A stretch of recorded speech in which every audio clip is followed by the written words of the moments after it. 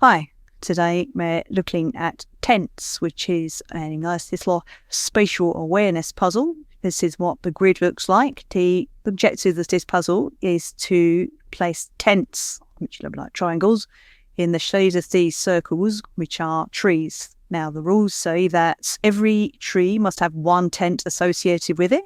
A tent can go either above or to the side or below a tree.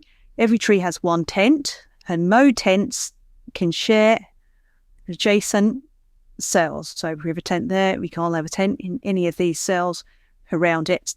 These clue numbers on the side and down the bottom tell us how many tents must be in each column. So this 3 means we have to have 3 tents in this column, and this 1 means we have 1 tent in this row.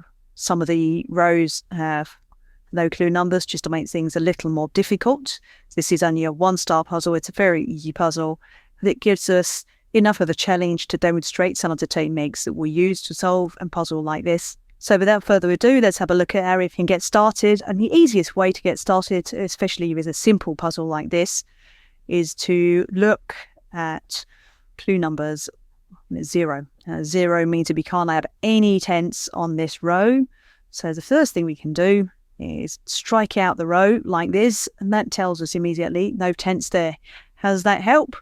Well, it helps because we've got a tree there and a tree here, and we know that a tree can have a tent either to the side or below, and as this cell is already taken or excluded, our tent must go here. So we can draw that tent in like that, and because we know that we cannot have any tents in the adjacent cells, that block cell, or the cells around like that, well, these 2 will be blocked out, or these 3 are already blocked out, but we need to block this one out, so we can just strike through that.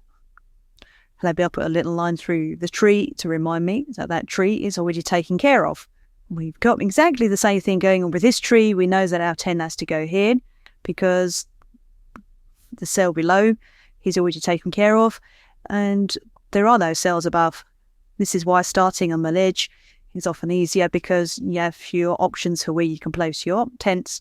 So we're going to place a tent here, strike out the tree, and then strike out the neighbouring cell. And you can probably see straight away that if we move down the row, this tree here, we could go up, to the left, to the right, or down.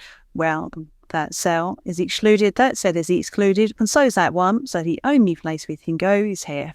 So I'm going to put my tent in here, mark my tree is done, and I'm also going to exclude all of those cells around it. Now, the look-on effects of having placed this tent is that we excluded this cell, which means of this tree now only has one possible place for a tent, which is down here. So that's done, and we can exclude the cells around like that. And you'll see that this clue number 1 has now been fulfilled because we've got this tent here. So what I'm going to do is exclude all of the rest of this row, and I'm going to strike through the 1 as well. Now I want to have a look at this section here. This is a little copse of 4 trees. Now when you get multiple trees together like this, usually is an indication that we can work out where the tents go, because the trees exclude each other. What do I mean by that? I mean, if we take this tree here, we know we can put a tent either here or here. If we put a tent up here for this tree, this tent here is going to exclude these 3 cells, and because this cell is already excluded, that means we would have nowhere to put a tent for that tree. Therefore, the only place we can put a tent for this tree is in here. So I'm going to do that now. Strike that out and strike out the neighbouring cells. And we know we can do exactly the same thing for this tree. It has to go here for the same reason that if we were to put one here, we would be excluding these 3 cells, which would leave us nowhere to put a tent for this tree. So I'm going to put my tent in here, strike out the neighbouring cells, and we can do the same thing for these 2 trees for exactly the same reason. So that's a tent in here and a tent in here. and that has several ramifications. Firstly, this column only has 1, 2, 3 tenths, so that column is complete and we can strike out the remaining cells. Exactly the same thing here. This column has 1, 2, 3 tenths, so we can strike that out as complete. We don't have any cells left to fill in there. While we're here, this column has 1 tenth, so I'm going to strike that out as well. This tree now only has one possible place for a tenth, which is down here, which means that we've got 1, 2.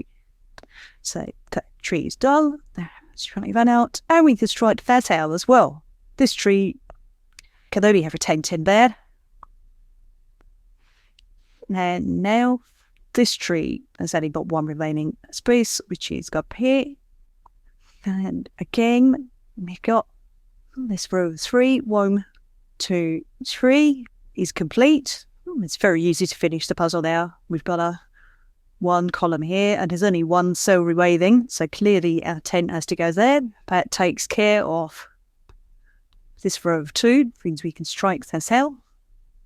And it also takes care of this column of 1. So if you strike that out, and that just leaves piece 2. Well, this one is very simple. I have to go there, leaving only one place to put a tent of this tree, which is there. Just for the sake of completion, we can see that we've got 1 there. So that's done. Now we can also see that we've got our 1 here. So that's done. And we've completed this column 3. Then we've also completed, of course, 2, 3, 4. It's row 4. And 1, 2, 3. And 3 is done. So we've completed the puzzle. So I say that's a very easy 1-star puzzle. I think you show an idea of some of the techniques that you can use to solve puzzles like this. Obviously, the puzzles get considerably harder as the grids get bigger. It's a good fun puzzle. Hi, I'm Pete. Don't forget you can get our Puzzle Weekly magazine delivered to you every Monday, completely free. Visit the link to get your copy.